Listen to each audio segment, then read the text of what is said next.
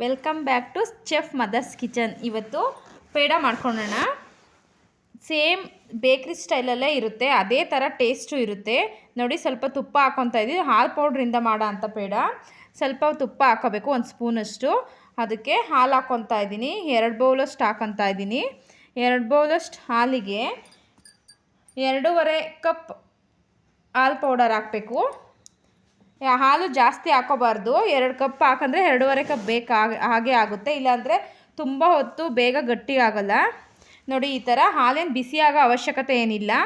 ಇವಾಗ ನೀಟಾಗೆ ಮಿಕ್ಸ್ ಮಾಡ್ಕೊತಾ ಇದ್ದೀನಿ. ಹಾಲು ಪೌಡ್ರ್ ಹಾಕಿ ಒಂದು ಸ್ವಲ್ಪನೂ ಗಂಟಿಲ್ದಂಗೆ ಮಿಕ್ಸ್ ಮಾಡ್ಕೊಳ್ಳಿ. ನಿಮ್ಗೆ ಈ ಥರ ಆಗೋದಿಲ್ಲ ಅಂದರೆ ಸ್ವಲ್ಪನೇ ಹಾಲು ಹಾಕ್ಕೊಂಡು ಸ್ವಲ್ಪನೇ ಹಾಲು ಪೌಡ್ರ್ ಹಾಕ್ಕೊಂಡು ನೀಟಾಗಿ ಮಿಕ್ಸ್ ಮಾಡ್ಕೊಳ್ಳಿ. ಆ ಥರನೂ ಮಾಡ್ಕೊಬೋದು.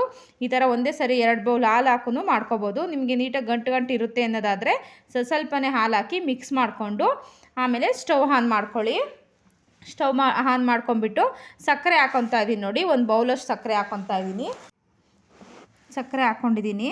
ಸಕ್ಕರೆ ಹಾಕ್ಕೊಂಡು ಕೈ ಬಿಡ್ದಂಗೆ ತಿರುಗ್ತಾ ಇರಬೇಕು, ಯಾಕಂದರೆ ಗಂಟಾಗುತ್ತೆ.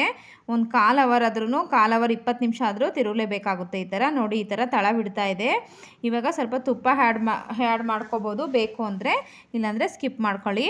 ಇದನ್ನ ತುಪ್ಪದಲ್ಲಿ ಹುರಿದ್ಬಿಟ್ಟು ತುಪ್ಪದಲ್ಲಿ ಹುರಿದು ಮಾಡಿದ್ರೂ ಚೆನ್ನಾಗಿರುತ್ತೆ, ಹಾಗೆ ಮಾಡಿದ್ರೂ ಚೆನ್ನಾಗಿರುತ್ತೆ. ನೋಡಿ, ಇವಾಗ ರೆಡಿಯಾಗಿದೆ. ಈ ಥರ ಬಂದಮೇಲೆ ಸ್ಟವ್ ಆಫ್ ಮಾಡಿಕೊಂಡು ಕೆಳಗಡೆ ಸ್ವಲ್ಪ ತಣ್ಣಗಾಗಬೇಕು. ಬಿಸಿ ಇದ್ದಂಗೆ ಈ ಥರ ಬರಲ್ಲ. ನೋಡಿ, ತಣ್ಣಗಾಗಿದೆ. ತುಪ್ಪ ಹಾಕೊಂಬಿಟ್ಟು ಈ ಥರ ನಾದ್ಬಿಟ್ಟು ರೌಂಡಿಗೆ ಮಾಡ್ಕೊತಾ ಇದ್ದೀನಿ. ರೌಂಡಿಗೆ ಮಾಡಿಕೊಂಡು ಇದಕ್ಕೆ ಡ್ರೈ ಫ್ರೂಟ್ಸ್ ಬೇಕಾದ್ರೂ ಆ್ಯಡ್ ಮಾಡ್ಕೊಂಡು ಹೋಗ್ಬೋದು. ನಾನು ಡ್ರೈ ಫ್ರೂಟ್ಸ್ ಏನು ಆ್ಯಡ್ ಮಾಡಿಲ್ಲ, ಜಸ್ಟ್ ಒಂದು ದ್ರಾಕ್ಷಿ ಮಾತ್ರ ಮೇಲೆ ಇಡ್ತಾ ಇದ್ದೀನಿ ಅಷ್ಟೇ. ಬೇಕು ಅಂದರೆ ಪೌಡ್ರ್ ಮಾಡ್ಕೊಂಡು ಡ್ರೈ ಫ್ರೂಟ್ಸ್ ಎಲ್ಲ ಹಾಕೋಬೋದು. ಇನ್ನೂ ತುಂಬಾ ಚೆನ್ನಾಗಿರುತ್ತೆ, ಇದೂ ಚೆನ್ನಾಗಿರುತ್ತೆ. ನೋಡಿ, ಇವಾಗ ರೆಡಿಯಾಗಿದೆ ಪೇಡ. ನೀಟಾಗಿ ಒಂದೊಂದಾಗೆ ಪ್ಲೇಟಲ್ಲಿ ರೌಂಡಿಗೆ ಮಾಡಿಟ್ಕೊಳ್ಳೋಣ. ನಿಮ್ಗೆ ಈ ರೆಸಿಪಿ ಇಷ್ಟ ಆಗಿದೆ ಅಂದ್ಕೊತೀನಿ.